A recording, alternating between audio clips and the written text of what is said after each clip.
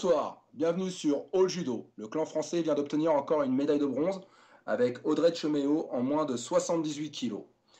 On va retenir que jusqu'aux demi-finales, elle s'est baladée, hein, faut le dire. Bon, parfaite, elle avance sur ses adversaires. Au bout de la deuxième impact au niveau des mains, les adversaires regardent leur coach qui ne peut pas les aider, donc on se rend compte que c'est pas le même monde. Et en demi-finale, il s'est passé quelque chose de très particulier. Elle prend l'anglaise, qui est chez elle, qui combat donc à domicile. Et au bout de 2 minutes 30, 3 minutes, Audrey était partie très fort dans le combat. Et sur une reprise de garde, elle prend une espèce de Kosotogake Uranage. Et elle prend un gros Kinza, très très gros Kinza. Et là, Audrey se relève et on sent que l'émotion commence à l'envahir, que ça commence à cogiter, ça va plus, ça devient moins précis sur les mains. Et il s'est passé quelque chose d'assez extraordinaire qui se passe en général dans les stades de foot.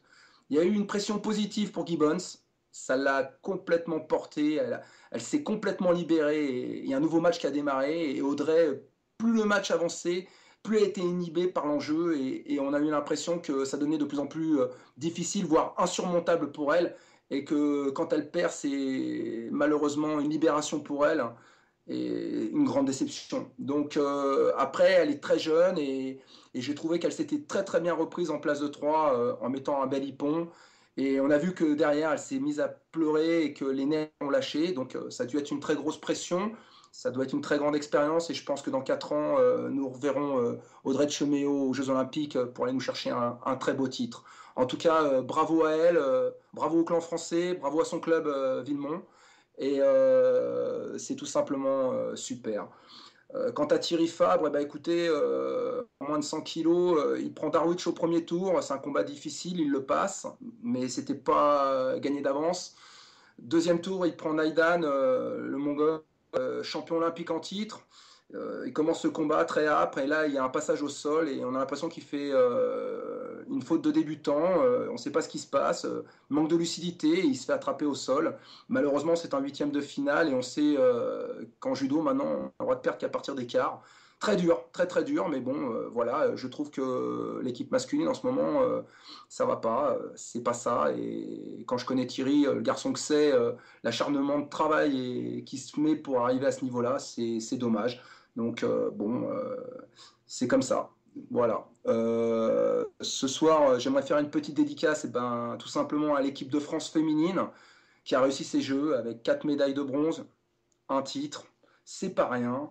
Alors bravo aux entraîneurs nationaux. Je pense à Martine Dupont, Cathy Fleury, Larbi Ben Boudaoud et Christophe Gugliano. Bravo, c'est un super travail. On peut dire aujourd'hui que vous avez réussi vos Jeux. Donc bravo à vous. C'était particulièrement sympathique de regarder l'équipe féminine. Ce soir, j'aimerais faire un petit clin d'œil à l'équipe anglaise qui ouvre son compteur de médailles aux Jeux Olympiques de judo. C'est pas rien, hein.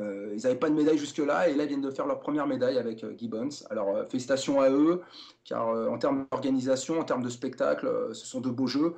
Et c'est vrai que de savoir que l'équipe anglaise restera pas à quai, c'est bien. Voilà. Alors, félicitations, première médaille olympique en judo. Bravo à eux. Et je retiendrai ce soir les 2 champions olympiques que sont Harrison en moins de 78 kg pour les États-Unis et Kaboulayev en moins de 100 kg pour la Russie.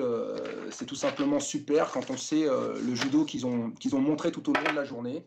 On s'est régalé, il y a eu des combats fantastiques. Je vous conseille de les revoir car dans le contenu technique, ça a été vraiment sympa à regarder.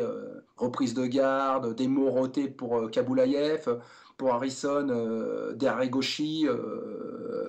C'est voilà, on sent que, comme on l'avait dit, hein, Jimmy Pedro pour les États-Unis et Gamba pour la Russie ont mis la patte technique.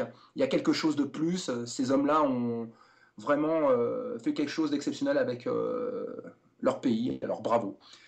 Ce soir, j'aimerais faire mon petit tour et là, je vais saluer un peu les copains qui font un super travail pour tout simplement les futurs de l'équipe de France et qui sont des formateurs, des entraîneurs. Alors, je pense notamment à Eric Despezel à Potocombo, à Tonio Rodriguez à Dijon, à Cédric Margaléjo au Flamme 91, Carillon à Sainte-Geneviève-des-Bois, Bosch qui travaille en Bretagne, Franck Vélimineux sur le sport-études d'Orléans. Je trouve qu'ils ont été super jusqu'à maintenant. Continuez, ne changez rien. Et écoutez, demain, il va rentrer en lice quelqu'un d'exceptionnel. On l'attend tous. Ça va être très dur. Premier tour contre un Polonais qui est pas très léger, hein, faut le dire. Ça va être un premier tour compliqué. Donc, chauffe-toi bien, déconne pas. On t'attend tous. Fais-nous rêver, fais du beau judo. Alors, Teddy Riner, on t'attend. Voilà. J'espère qu'il fera de très beaux jeux demain et qu'on va se régaler. Attention à Mikhaïline. Quand on voit les Russes, les Jeux Olympiques qu'ils font depuis le départ, ça veut dire qu'ils sont prêts. Donc ça veut dire que Mikhaïline n'a pas été champion d'Europe par hasard et qu'il doit être fin prêt pour ces Jeux. Alors attention. Et puis une petite pensée pour Anne-Sophie Mandière qui demain devra batailler dur dans son tableau. Donc voilà, je vous souhaite à tous une très bonne soirée et je vous dis à demain.